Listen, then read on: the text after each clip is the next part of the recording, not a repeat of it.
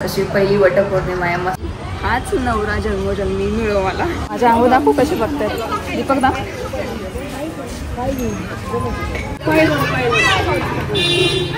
Guys मला कोणच ओळखत नाही. मी पण उपास ठेवला असं का ते नाही का असं की करोडो मी खेळ.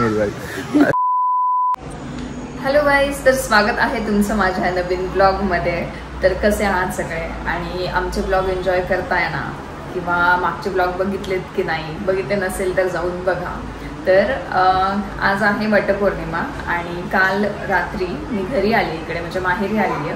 आणि रात्री आल्यावर मस्त अशी मेहंदी वगैरे काढली आणि त्याच्यानंतर रात्री तर लेट झालं झोपायला. मग सकाळी उठून सगळी कामाची गडबड आवरावर हे सगळं चालू होतं आणि छान वाटते. आज अशी पहिली वटपौर्णिमा आहे. मस्त मी रेडी होणार आहे सगळं आणि घरामध्ये तर ऑलरेडी कामं चालूच आहे. म्हणजे आज पुरणपोळीचा स्वयंपाक आहे आणि पहिल्यांदा करते आहे, त्याच्यामुळे थोडीशी एक्सायटेड पण आहे की कसं आहे काय. आई मला सगळं सांगितलं, समजायला कशी पूजा करायची काय त्या सगळ्या गोष्टी. पण आता आधी आवरून घेते आणि तुम्हाला दाखवते मी आज कशी तयार होती आहे, काय माझा लुक आहे ते सगळं मी तुम्हाला दाखवते. तर आज अशी ही मी रेडी झाली आहे आणि आज हा आहे माझा वटपौर्णिमेचा लुक. तर मी कशी दिसते मला नक्की सांगा.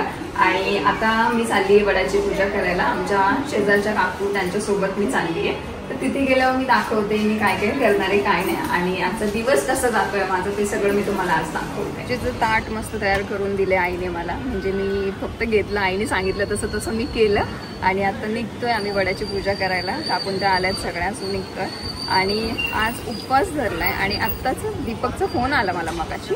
मला विचारतायत की उपवास पकडलास का. म्हणलं हो मी धरलाय उपवास. मला म्हणतात की मी पण पकडलाय उपवास त्याच्यासाठी.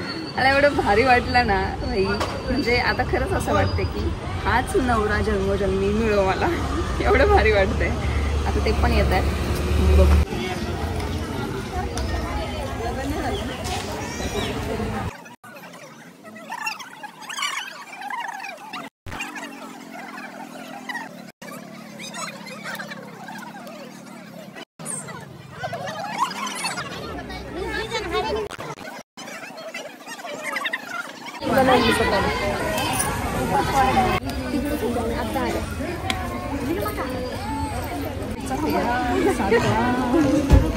माझ्या अंगो दाखवू कसे बघतायत.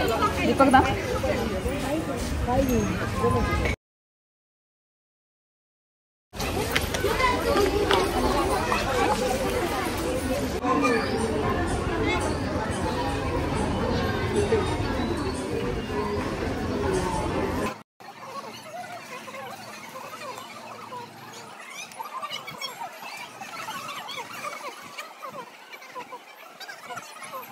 कामी येईल.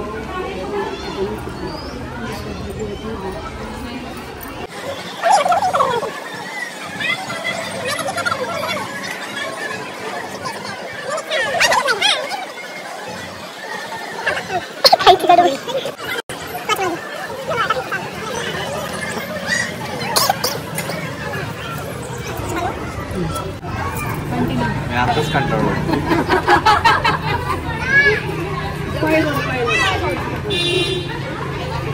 तिकडे बघा असं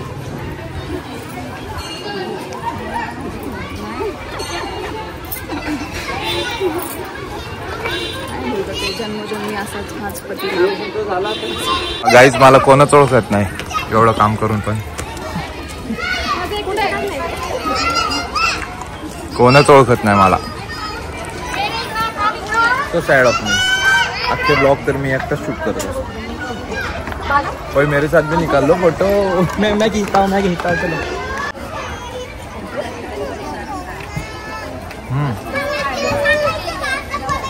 मग काय बोलायचं तुला.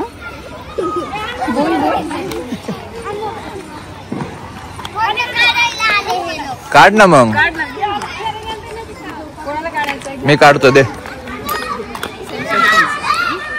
तुला एक गोष्ट माहिती का. मी पण उपास ठेवला असं का. एक मिनिट, मी तुम्हाला मागाशी फोन केला तेव्हा जेव्हा तुम्ही मला बोलले की मी उपवास धरलाय तेव्हा तुम्ही सांगितलं सगळ्यांना की माझ्या नवऱ्याने पण माझ्यासाठी उपवास धरला. मला एवढं भारी वाटलं.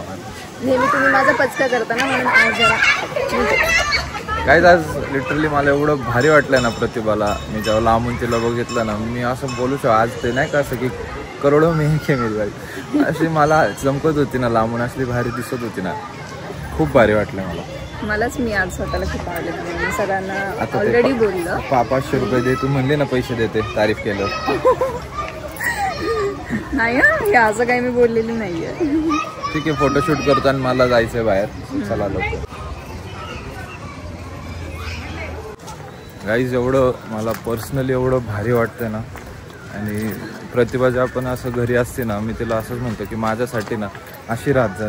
ज्यावेळेस तिला असं बघतो ना, मी सांगू नाही शकत, मला एवढी भारी फिलिंग येते, एवढी म्हणजे शब्द नाही मला. मी रोज नाही राहू शकत, पण तू ड्रेसमध्ये पण छान दिसते. ड्रेस आणि साडी येस.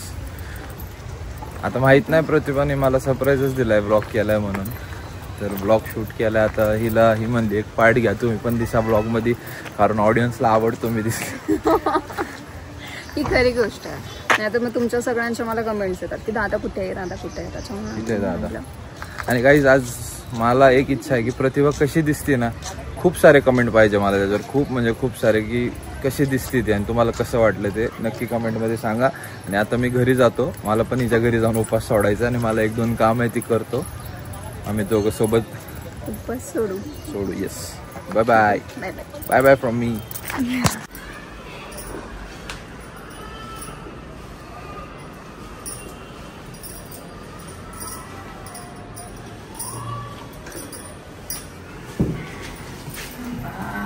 माझ्या नवऱ्याने जसं आज मला बघितलं तसं ते मला म्हणले की तू नजर काढ. आणि त्यांना माहितीये मी कंटाळा करते, तर मग त्यांनी सृष्टीला बजावलं की घरी जाऊन नजर काढत.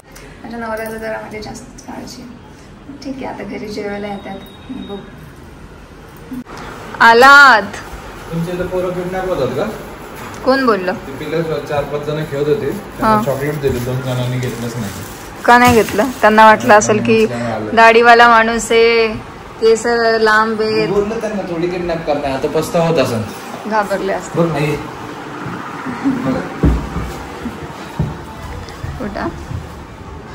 कुठं तुमचा हात जरा बघा.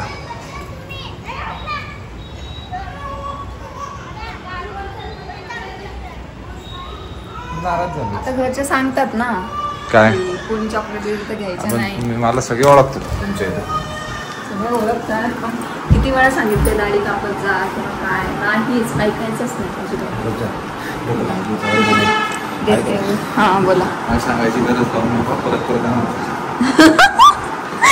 काय बोलले? परत मला सांगायची गरज लावून परत आनंद मला माहिती हो.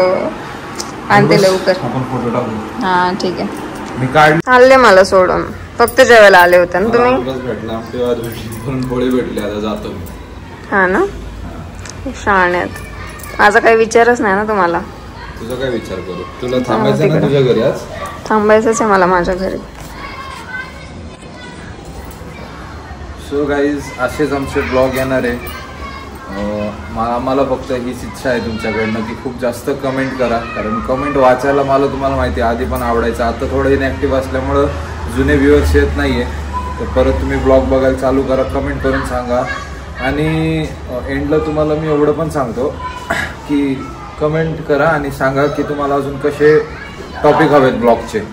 प्रँक तर मी करणारच आहे, अजून खूप काही गोष्टी करणार आहे. पण तुम्हाला काय हवं आहे? जसं क्वेश्चन आन्सर, ट्रॅव्हल, फिरणं करा. आणि हा ब्लॉग कसा वाटलं ते नक्की सांगा. आता मला बाहेर जायचं पुण्याला. आणि आता हे सगळं माझ्या मनात होतं ना, हे सगळे ते बोलले ते माझ्या वतीने असं बोलून गेले. ठीक आहे, मीच बोलले, तुम्ही बोलले, मी बोलले. Thank you for watching guys. Bye bye.